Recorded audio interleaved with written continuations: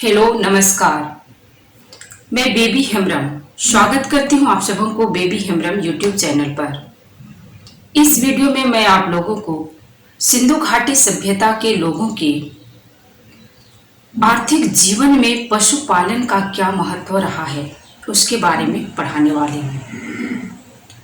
आर्थिक जीवन में पशुपालन का वहाँ के लोगों में क्या महत्व रहा है इसके बारे में अगर हम लोग डिस्कशन करें तो ये हमको जानकारी हड़प्पा स्थल के खुदाई के फलस्वरूप जो भी वहाँ से मोहरें साथ ही जीवाश्म और वहाँ की जो मृद भांड मिली है उनमें किए हुए अंकन या जो जीवाश्म मिला है उनके आधार पर ये कहा जाता है कि सिंधु घाटी सभ्यता के लोग पशुपालन करते थे और उनके आर्थिक जीवन में उनका बहुत ही विशेष योगदान रहा है।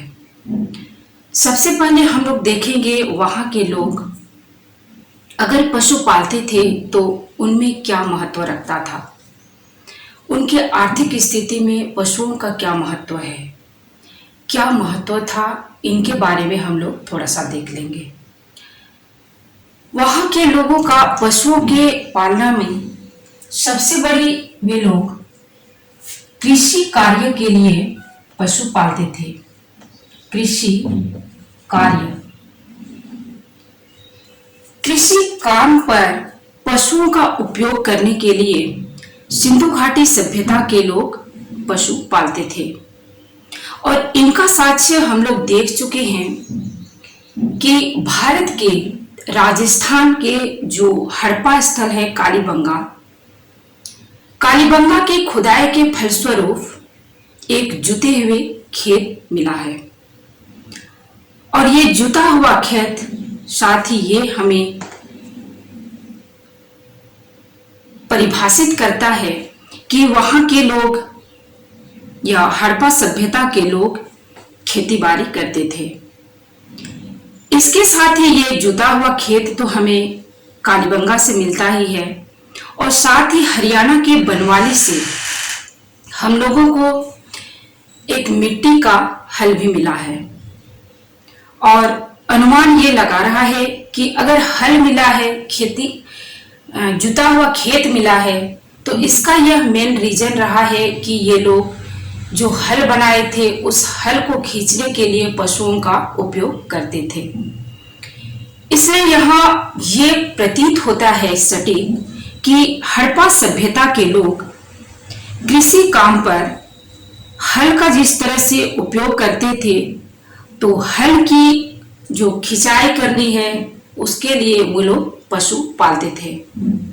अब दूसरा महत्व के बारे में अगर हम लोग देखें तो दूसरा महत्व के रूप में था यातायात।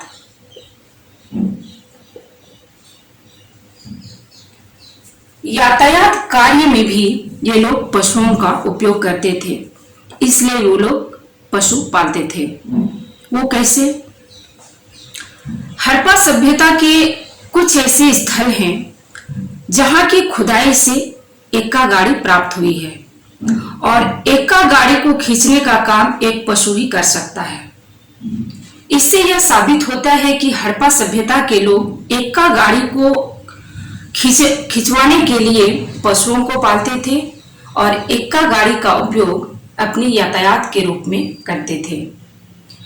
तीसरा महत्व की अगर हम लोग बात करें तो ये लोग भोजन के रूप में पशुओं को लेते थे।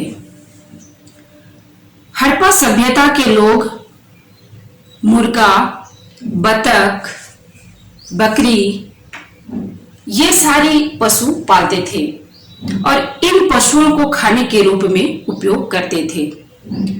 चौथा महत्व की अगर हम लोग बात करें तो चौथा महत्व के रूप में है विपणन। विपणन के रूप में,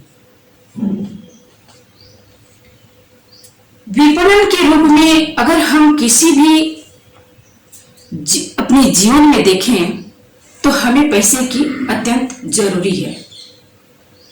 उस समय के लोगों को भी पैसे की जरूरत होती थी तो इस रूप में वे लोग पशु पालते थे और पशुओं को बेचकर पैसे अर्जित करते थे। ये व्यापार, वहां की व्यापार से पता चलता है, क्योंकि एक जगह की मोहरें दूसरी जगह प्राप्त हुई है। इससे ये साबित होता है कि वे लोग व्यापार भी करते थे और व्यापार के रूप में वे लोग अपने पशुओं को बेचते थे और इस तरह से वे लोग पैसे अपने कमाई करते थे। इस तरह से हम लोगों ने यहाँ 4 महत्वों को देख लिया कि पशुपालन के लिए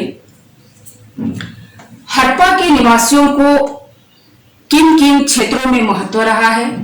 तो कृषि कार्य के लिए वो लोग पशुओं का उपयोग करते थे, दूसरा यातायात के लिए वो लोग उपयोग करते थे, और तीसरा भोजन के रूप में, और चौथा विपणन के रूप में। आगे हम लोग देखेंगे वहां के लोगों ने जिन जिन पशुओं को पालते थे उन पशुओं के साक्ष्य हम लोगों को किन किन स्थलों से प्राप्त होती है। सबसे पहले हम लोग देखेंगे कि वहां से प्राप्त मोहरों में किन किन पशुओं का अंकन नहीं मिलता है। वो पशु हैं, पहला पशु के रूप में है गाय, दूसरा है ऊंट, तीसरा है घोड़ा और चौथा है सिंह। इनके अंकन वहां से प्राप्त मोहरों में नहीं प्राप्त होती है। अगर ऊंट के बारे में हम लोग बात करें तो ऊंट का एकमात्र जीवाश्म प्राप्त होता है, वो है कालीबंगा से। दूसरा घोड़े के बारे में, घोड़े का कंकाल सूरकोतरा से प्राप्त हुआ है, उनका जो जबड़ा है वो जबड़ा प्राप्त हुए हैं आपका लोथल से, और घोड़े का दांत प्राप्त हुई है राजा घुंडी से। इस तरह से ये 4 पशुओं का अंकन वहां के किसी भी मोहर में प्राप्त नहीं हुई है। लेकिन एक ऐसा पशु है जो बारहसिंगा है। भारतीय बारहसिंगा का अंकन आमरी से प्राप्त होता है। आमरी के मोहरों से जो मोहर वहां मिले हैं उन मोहरों में भारतीय बारहसिंगा का अंकन प्राप्त हुआ है। लेकिन ज्यादातर मोहरों में कुबरदार वृषभ का अंकन मिलता है। साथ ही अगर हम लोग देखें कि ऊंट का जो जीवाश्म मिला है वो जीवाश्म मिलता है कालीबंगा से। इस तरह से हम लोगों ने देख लिए कि कुछ पशु जो उस समय पालते थे उनके जो अवशेष हम लोगों को मिले हैं उन पशुओं के बारे में हम लोग यहाँ देख लिए। दोस्त, अगर आप लोगों को ये वीडियो अच्छा लगा हो तो प्लीज लाइक कीजिएगा और शेयर कीजिएगा, और इसी तरह से अगर आप लोगों को मेरी और भी नए नए वीडियो चाहिए तो बेबी हेम्ब्रम यूट्यूब चैनल आप लोग सब्सक्राइब कीजिएगा। धन्यवाद।